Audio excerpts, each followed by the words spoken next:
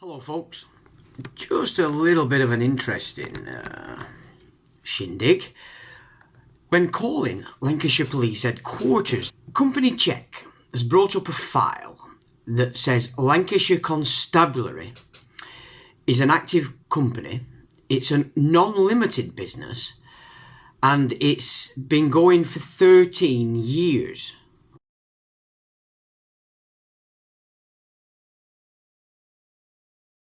Well, as far as I were aware, Lancashire Constabulary is a very old constabulary, but according to this, it's only 13 years old. Now, the company number is 3612460, and its business activities are said to be public order and safety activities. So if we then look at senior executive, it brings up a Mrs. Norma Partington.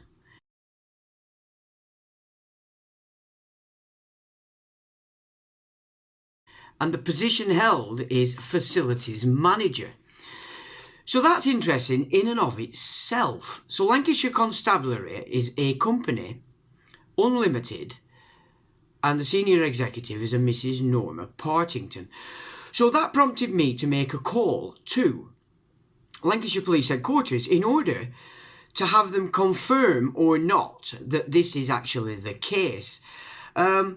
Now it gets rather interesting as it moves forward. So we'll just have a look at a listen to the recording. Lancashire Police, can I help? Oh, hello there. I hope so.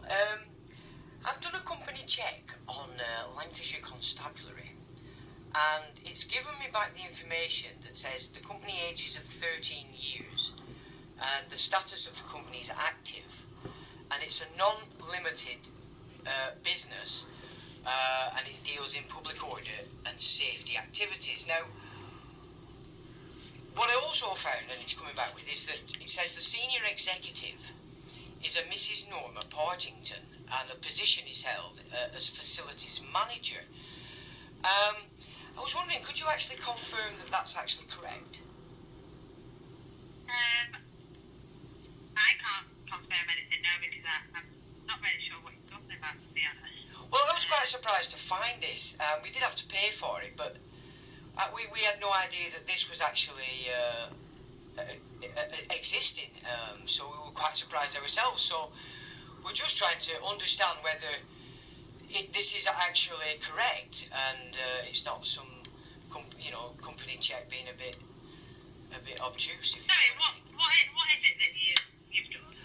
We have used Company Check, which is a service that checks on companies, and if you pay, you get the details from the companies. A bit like Company's House, but it's obviously a private operation. And we found in its files, Lancashire Constabulary was listed, and it's given a company number 3612460, and it says that its company age is 13 years, and that it's active, and it's a non-limited business and dealing in public order and safety activities. And when we looked at the executive, we were expecting to obviously see the chief constable, but the senior executive that it's brought up is a Mrs. Norma Partington, and the position she holds is facilities manager. So we're rather confused, to be quite honest. So obviously we wanted to double check with yourselves to just make sure it's correct. What is your reasoning for doing this? I don't understand. Oh, sorry. I run a publishing company, and obviously we're just investigating certain aspects of law enforcement today as it changes under this COVID Act. Right, so it's investigations. You work for a publishing company and you're investigating the changes in law enforcement under the COVID Act. Right, okay. Right, what's your name? My name's Sean. Your surname? I don't have a surname. I have a patronymic, if you would like that. Yes, please. It's Young. Can I take your date of birth, please? I don't have a date of birth. I was born, but I wasn't birthed.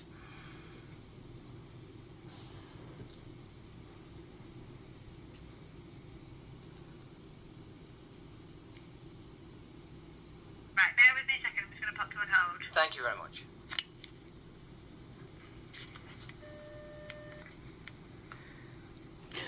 Now, did you see that play there? Okay. I'm inquiring at the police headquarters in relation to why is Lancashire Constabulary coming up as a company of 13 years age, and straight away she's after a surname. Okay, because what they're always trying to do is deal with you on person. Then they have administration law command. So I made it very clear that I didn't have a surname, but I do have a patronymic. Would you like it? So she took it. Now, did you see immediately then she wants a date of birth, because she has to keep you on person to give them authority. Okay?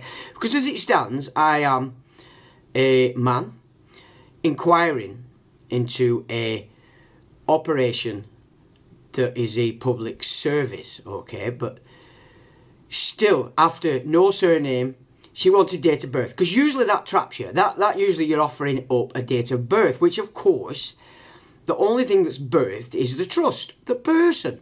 Okay, so she didn't get joinder there, and of course now it's panic stations as she discusses this matter with her supervisor. Hey, Sean, sorry about your wait then. Hello, thank you. It's okay. Right, I'm sorry, but I'm really confused and I'm struggling to put this to my colleague as to what it is that you reported and what it is that you, like, because obviously this is, you ring to report crime or...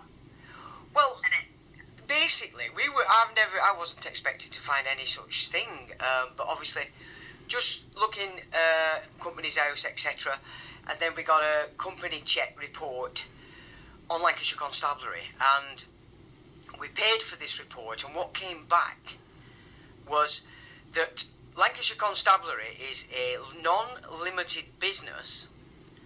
It's active. It's been active 13 years, and its business activity is public order and safety activities. And when we looked at the senior executive, we were just expecting to find the chief constable. But what we found is the name given is Mrs. Norma Partington, and the position that she holds is facilities manager. So obviously, finding this person, we're obviously going to be looking to communicate, but we just want to double check that this is reality. So obviously this is just an exercise in giving it its due diligence, if you will, before we attempt to actually communicate with this person. So I don't understand what you're saying, because we are rather surprised as well. So I'm sort of... so I just don't know what you... Right, you have to forgive my, I don't know, ignorance, but I just don't know what it is that you're talking about. Yeah, I understand, yeah. Not something that I'm familiar with. So you're looking at company check reports. You've got one for you paid for one for Lancashire Constabulary. Yes. It's come back. It's a non-limited business. It's active and has been for 13 years. That's right. And you wanted to get in touch with the chief constable, but it's told you to get in touch with a lady called Norma Partington. That's correct. And the title is So facilities manager. You're just wanting me to find out whether Norma Partington... Well, what role is she playing with Lancashire Constabulary, to be fair? Because we do understand that the Blues and Twos credit you. What company is it that you work for? It's called Life in the Mix Publishing. It's based out of Switzerland.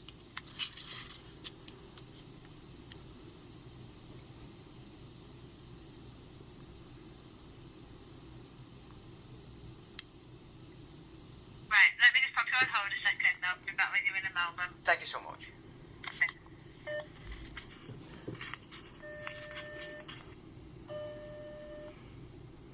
Sorry about that. I was just liaising with my supervisor. No, that's fine. Right, so I can't actually disclose any information on the personnel that work here. The best people that we've come would be to go back to company's house, is it? Well, no, because we've done Company's House. This was it's a company called Company Check. So I don't know that it is attached to Company's House, to be honest, because we didn't find this on Company's House, if you know what I'm saying. But it does give Preston Divisional Headquarters, Lancaster Road, North Preston, Lancashire. Right, like I say, I can't disclose any information. Well, it's not so much disclosure. We're trying to ascertain if this is actually correct. That Lancashire Constable is actually a senior executive of Miss Norma Partington, because obviously we need to open communication. So we're not actually after any details of anybody. I understand that you wouldn't be able to give those, but we do need confirming, correct or not. Okay, yeah. So I can't confirm anything to you. If there is something that information that you need to go back to this company check thing that you've been on. I see. Could I have your name for reference, please? You can have my collar number. Yeah, that'd be fine. Yeah, it's 140. Yep. 42. Thank you very much. Yeah. So I apologise that I can't be of more help, but I've just spoken with my supervisor about it, and it's just going back to the company that you've got this information off. Could I possibly have the name of your supervisor or collar number? I actually don't know her collar number, but if you... Because obviously it's your supervisor. They would know who it is, because it's the line managers. It would be, if I could have that, just so that I have reference, because I think what I'm going to have to do, you're right, I will take it back to this company check just to verify, and then we're going to be wanting to talk to the Lord Chief Justice, I think, and then let him explain this situation, because we were completely not ready for this kind of event, and I'm pretty sure you guys have never heard of it also, so we do understand that. So it would be possible to have your supervisor's collar number, and then I can reference that your supervisors suggested I go back to this company. 13181. Thank you very much. All right, no problem. Thank you. Bye-bye. Bye. Bye. Now, I want you to know also there that they gave collar numbers. They didn't identify themselves PC and then the collar number, which is rather interesting in and of itself, because of course the police today are IDing as officers, police officers, but yet initially they'll give you the PC and the number. But in this particular case, direct at Preston Divisional Headquarters, we only got the collar number. So are they distancing themselves from the constabulary title and just pushing themselves out as officers, or not? It's interesting all the same. And of course supervisor was involved, and they were being very cagey then to basically give us no information.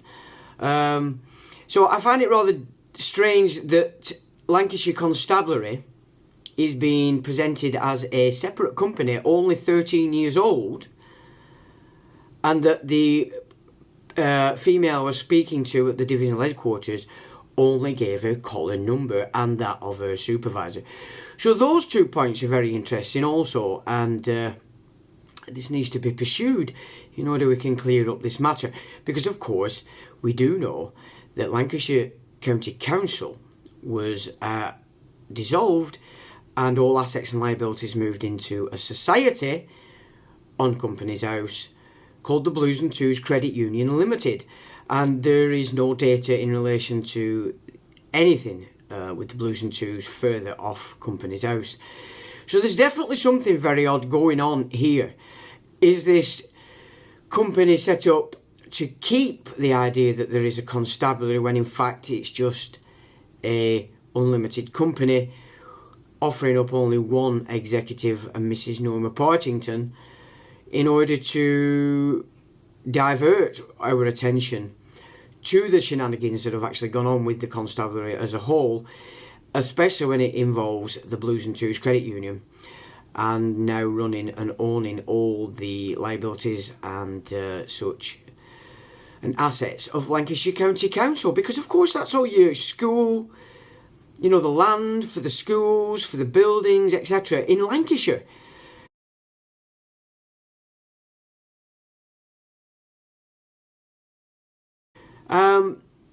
I've written about the Blues and Twos Credit Union many, many years ago when it first took place, but even so, today as we look at that, it's pretty clear or suggesting that IBM is now running the Blues and Twos Credit Union, so therefore is running Lancashire County Council, which is probably why little corporate bodies such as Accrington Stanley Football Club are able to just steal what we would class as public land and turn it into a corporate trust, telling you what you can and can't do every day on that land, and expanding their own use of it day by day. And I mean, I'm using Accrington Stanley Football Club as an example because the only thing it's actually done since it had a rebirth under a particular guy, Ilyas Khan, has done nothing but steal and encroach on the public land. So we do need to be aware of this, and we need to investigate this and understand exactly what shenanigans are going on, because obfuscation is definitely the overall strategy that they're using.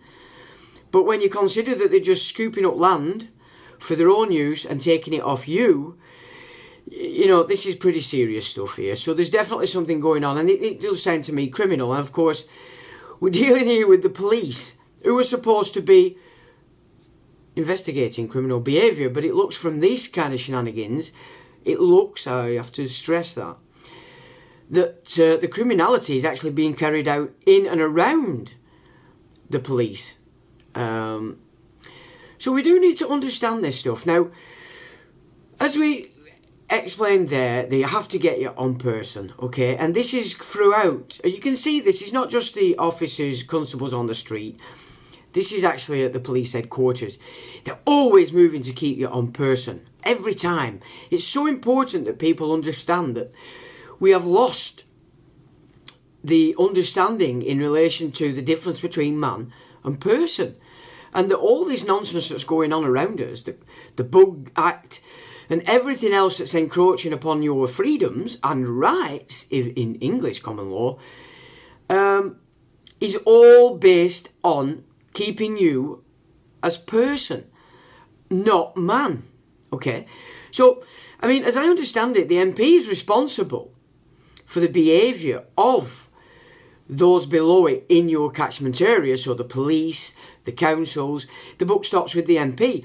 But also, if they're taken as off man, which is biblical, then it stands to reason that the priests are then responsible for that shenanigans in relation to the state and its operations abusing your rights, biblical rights to man, and shifting you onto person. And as I experienced on the 31st of December, even when you determine the facts that you are a man and you're not person, the police as officers completely ignore that.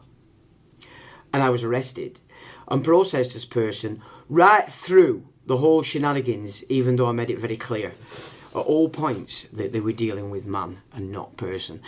So this is where the criminal act is, in my opinion, and it's being carried out by all the forces, as we would see, as tied to government. Her Majesty's government, Very, very important that we expand this.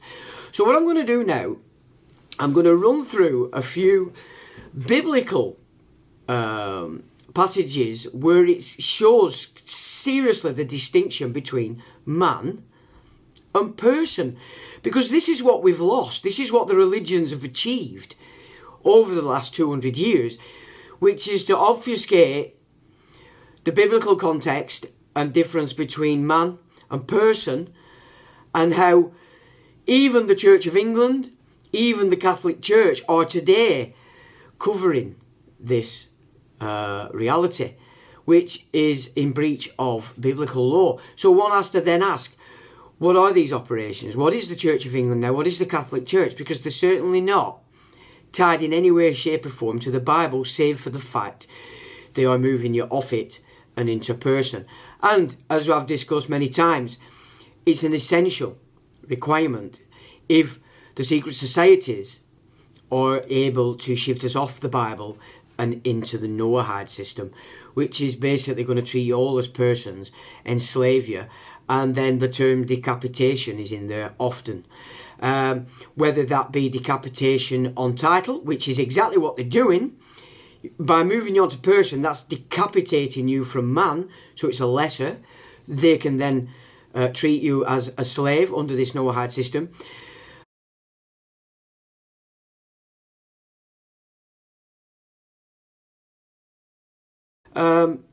So we really do need to get to the root of this so that we can further understand how these secret societies, especially Freemasonry, because it's quite open about it when you get to the 21st degree Scottish Rite, it's the Noahide judge, okay?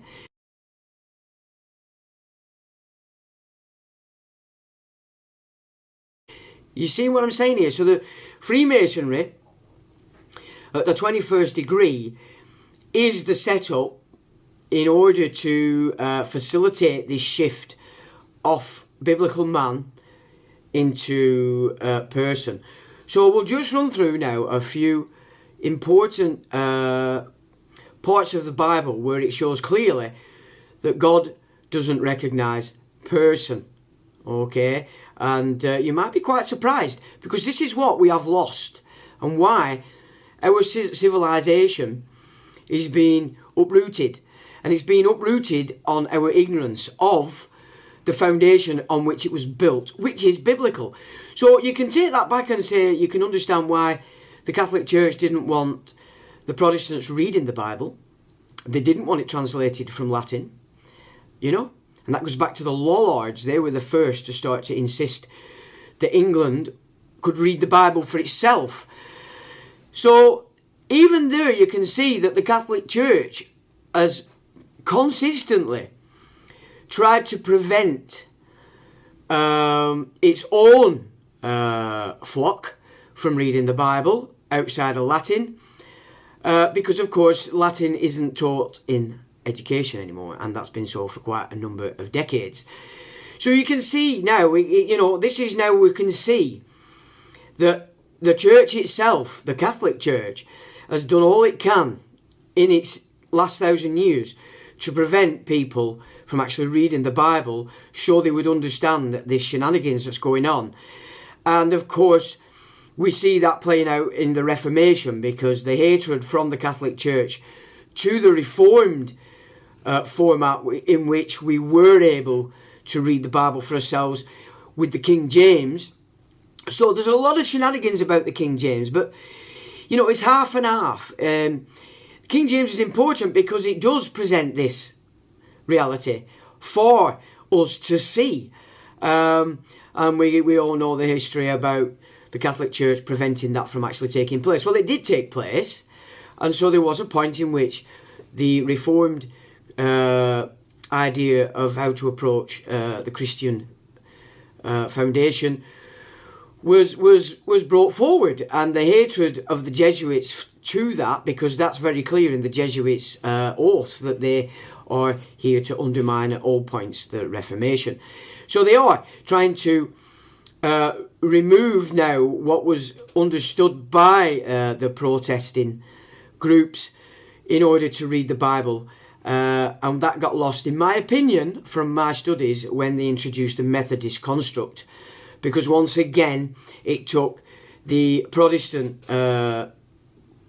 thesis off understanding the biblical text given to us by the King James original version, not the later version, of course, because they did change that and remove certain books that James put in there. So very interesting here how we go, you know, very interesting. And the fact that the Protestants have actually lost completely what was given to them of the Reformation. And remember, that Reformation cost a lot of lives and blood.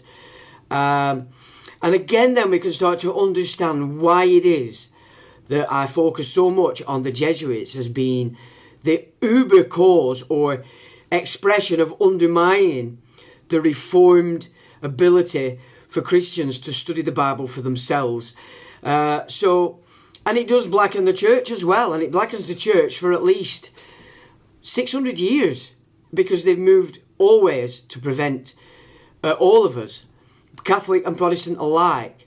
Because remember, Protestants were Catholics originally, and it's always been about the church preventing Christians, or you could say Catholics, from studying the actual biblical text for themselves. And once done, you would class yourself as a Protestant. You are protesting the church's denial of you being able to read the Bible for yourselves. But as I've said, that's been lost again, especially since the Rothschilds took power in this nation. So there we go. So now we'll just run through a few verses that just cement this reality and importance on the loss of the facts that there is a distinction between man and person. So we'll go back to the book at which all this is based to give us those facts, okay? So here we go. Okay, so the first one, it's from the KJV, Deuteronomy 1:17, and it says, "Ye shall not respect persons in judgment, but ye shall hear the small as well as the great. Ye shall not be afraid of the face of man, for the judgment is God's, and the cause that is too hard for you, bring it unto me, and I will hear it." Okay. The next one is, "For the Lord your God is God of gods and Lord of lords, a great God, a mighty and terrible, which regardeth not persons, nor taketh reward." And that's again King James Version, Deuteronomy 10:17. The next is, "He will surely reprove you, if ye do secretly accept persons." And that's King James again, Job 13:10. The next is, "How long will ye judge unjustly and accept the persons of the wicked?" So basically, you know, the person, the idea of person is being classed as wicked. Which is correct, because from that standpoint you can hide behind all sorts. You can debauch everything and completely and utterly ignore the Ten Commandments as have been given, because you class as adults, adulterers, and you've taken on a graven image, as we presented in the last video. So the person is actually a graven image and gives you the ability to become an adulterer. You know, one who is corrupt and who corrupts others. So, you know, these vicars and priests that are pushing this, I mean, I've read the punishments that you guys get. Have you ever thought of that? Do you just enjoy driving around in your Subarus? Because I've seen Protestant vicars riding around in Subarus. I mean, it's just ridiculous, to be honest, you know. The next is, "To have respect of persons is not good, for a piece of bread that man will transgress." So basically it's saying as persons they'll thieve. So that's another commandment broken. Can you see how it's all relating back to the idea of person? Because in essence then what it's saying is that as person you can ignore the Ten Commandments, but at your own peril is also what these parables are saying to you. You know, it's there's a serious consequence to you choosing to do that. And like I've said, the man-person thing has been removed from the grammar for everybody. So we are ignorant of those facts in essence. But still, it doesn't mean you should carry on, because once you know the truth, then, as they say, the truth shall set you free. Well, it will, providing you put yourself back on track, you know. The next is, "Then Peter opened his mouth and said, Of a truth I perceive that God is no respecter of persons." And that's King James Versions, and that comes from Acts 10:34. Sorry for the other one I missed. "To have respect of persons is not good, for a piece of bread that man will transgress," comes from, again, the King James Version, Proverbs 28:21. The next is, for there is no respecter of persons with God. And that's King James again, Romans 2:11. The next is, but he that doeth wrong shall receive for the wrong which he hath done. And there is no respect of persons. So you can see clearly that it's basically telling you that the person was invented in order man could be led astray and then ignore the Ten Commandments. So you're looking at idol worship also, This person, which is what the Noahide is all about, is an idol. So whereas the Noahide system is throwing idol worship around as a Christian thing, it's actually itself is the idol worship laws of man, and through this deception would be able then to destroy all those who are ignorantly acting in the idol worship by taking on the graven image from which they can become an adulterer. Can you see how it's all mingling together? Because a guy I once studied, Hillel the Babylonian, very interesting guy, and he was in before the time of Jesus. I read him and I could see there that this man was probably the precursor, not John the Baptist. This Hillel the Babylonian was definitely, in my opinion, the precursor to Jesus kind of thing. And he was asked to define the Torah. And this is what he said. He said, the basic premise of the Torah is treat others as you betray yourself. And that everything else within the Torah was just a commentary on that principle. So then, in essence, it's as I'm trying to put forward, now this will probably go against a lot of people, but you don't actually have to read the whole Bible to understand the laws as given by the creator of the earth and man. You just need to understand the Ten Commandments and implement them in your life, i.e. don't worship person, don't become a person as a graven image, and certainly don't become an adulterer. And then the other commandments, as you can see, are pretty much in tune with that, So, that's my take on the matter. But we're all here to work this out for ourselves. The next one is, but if ye have respect for persons, ye commit sin, and are convinced of the law of transgressors. So there you go, all the administration laws that we hate now, then we can see them for what they are, with the police, the governments, etc., the councils, all these numpties. They are convinced that the laws that they've accorded to person are the it. Yet that's a transgressor and it's a sin. So they're all in sin. And it's very clear, you're gonna reap what you sow here. You're not getting away from this. At any point, you're gonna feed off what you put out. So, and you can see that now building in this time that's happening now.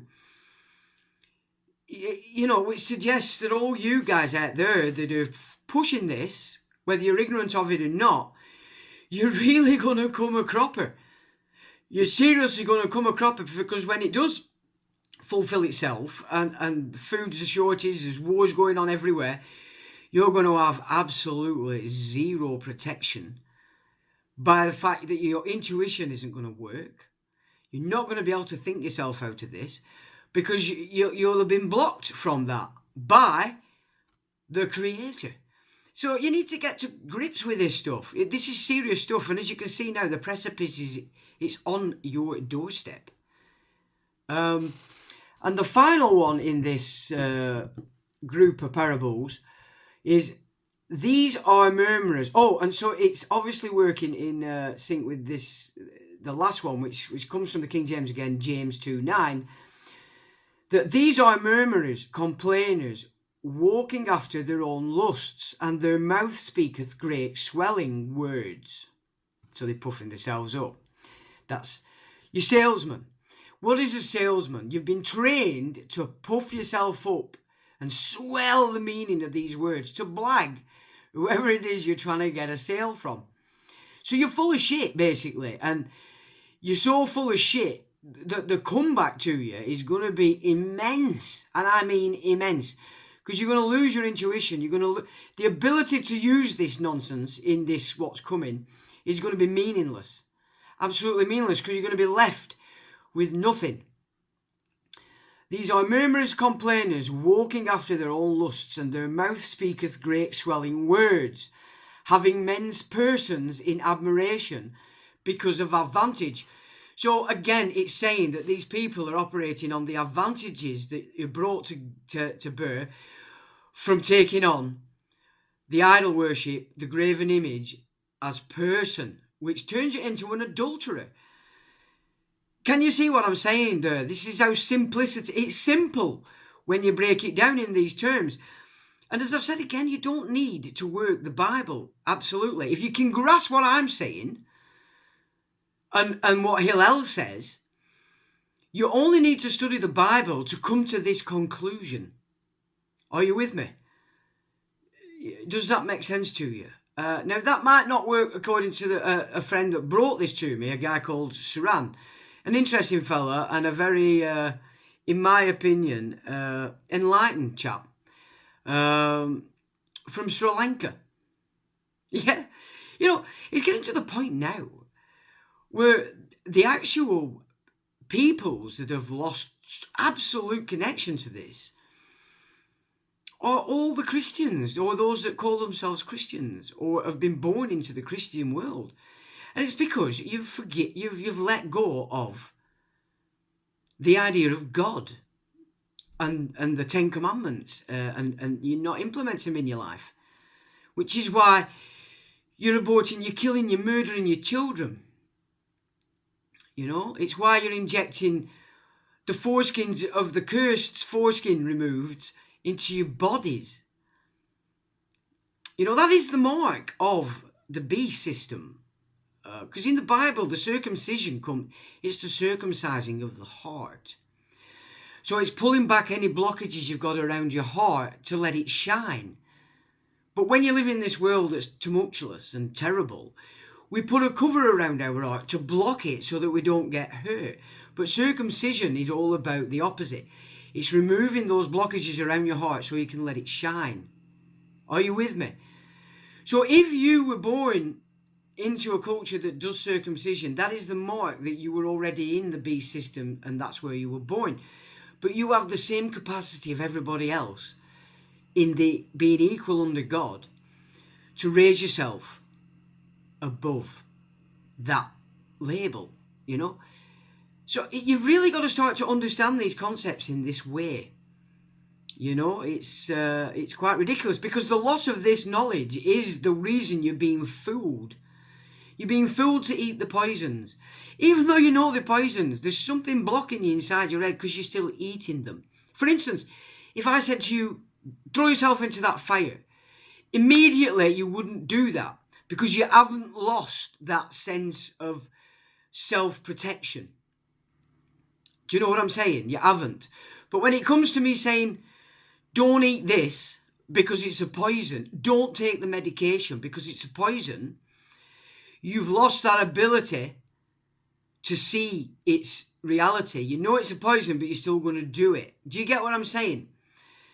And that loss of capacity is based on removing yourself from these protocols, the Ten Commandments, as it were.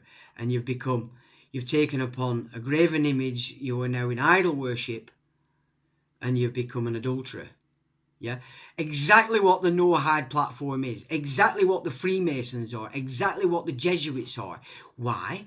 Because they're acting totally contrary to this system. Absolutely, because they want money, they want status, they want power, they want authority. You know, so when you're looking at these people that blag it up how fantastic they are because they're Freemasons or they're Jesuits or they're high in these churches, you need to see them as they are. Alice in Wonderland, it's upside down, you know. The man on the street struggling is closer to this than the men at the top with the fancy cars and castles and titles. They're the unclean, and they're the ones dragging you in. They're dragging you in because you look up to them. You know, so when you're looking at things like Dubai, that's gathered in all the sinners, the unclean. Yeah? And just because they're happy people, you know, you get this false sense of idea that they are somehow, oh, they must be with God. No, they're being fooled and dragged in to the height of uncleanliness. And because they're chasing everything material, because they've taken on the graven image, they're worshipping the idol that comes from that. So it's money, prestige, and are thus adulterers. Because they will corrupt you, who may not be already there, by jangling the carrots of materialism, of status. You know, Alice in Wonderland. Mirror image is another. You know, you see what I'm saying? As Plato says, you're looking at the shadows on the wall. You're not looking at the fire. Okay? And that's a pseudonym I used on the Daily Telegraph for some years. Look at the fire. You know, because you're not educated to this stuff. I've had to educate myself because the school didn't do it. My parents couldn't do it. They only knew slang. Do you know what I'm saying?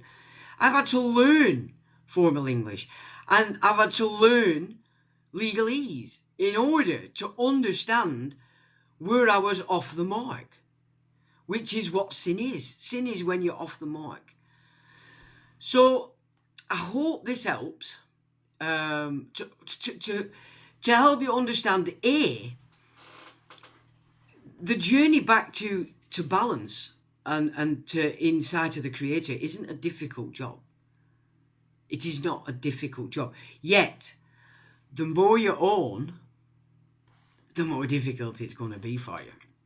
However, as it's saying there, you're going to feed on what you put out. You are going to feed on what is you put out. And you cannot get away from that whatsoever. You know, you're in trouble. I'll say it again, but he that doeth wrong shall receive for the wrong which he hath done. And there is no respect of persons.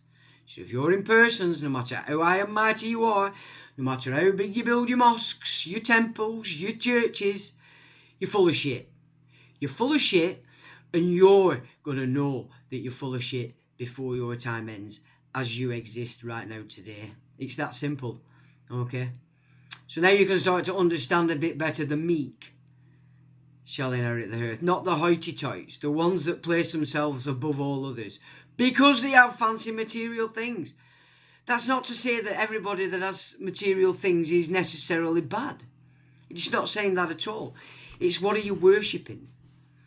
Money is a false idol. Status is a false idol. Yeah? And it's a consequence of taking on the graven image of person, which puts you as an adulterer.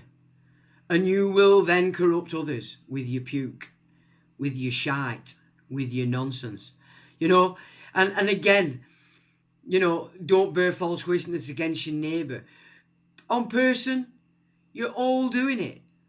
And look at you today, you're grassing on everybody like little children, little Nazis. And you think you're doing something good. Well, who's encouraged that? The police. The police have encouraged that. The police is Freemasonry. Freemasonry is the Jesuits' army to Protestantism in order to uproot the reformed ability for man to read the doctrines. You've really got to start to see this. The Freemasons are the filth and the puke amongst us. And they're controlled by the Jesuits, who, in my opinion, from all my studies, are the Templars reborn. So, if you like Dan Brown, fine. You still really haven't sussed it. And you haven't sussed it because you're comfortable in the fantasy that Dan Brown gives you. You're probably wise to read David Icke's books. That's pure fantasy. unless he's bringing John Coleman into play. It's fantasy. And you wallow in fantasy because you are an adulterer.